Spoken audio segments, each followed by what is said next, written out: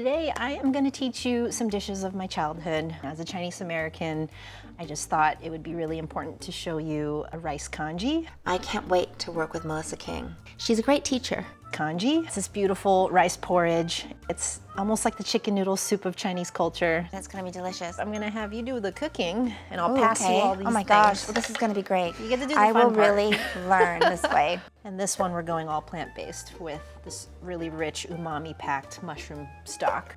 So umami is a very savory, rich, deep flavor. There's a lot of umami in vegetables. There's so many things that typically go in the compost. All of these things can be saved and turned into a really beautiful broth. I'm going to add shiitake mushroom stems, button mushroom stems, leek tops, carrots, celery, garlic, ginger. Top off your pot with water. Put that on the stove and have it come to a boil, and then bring it down to a simmer for about 45 minutes. And once that's ready, you're going to strain that. Last night, I pre-made a really rich umami-packed mushroom stock. It's been simmering away. Oh wow, that looks Just great. nice and rich.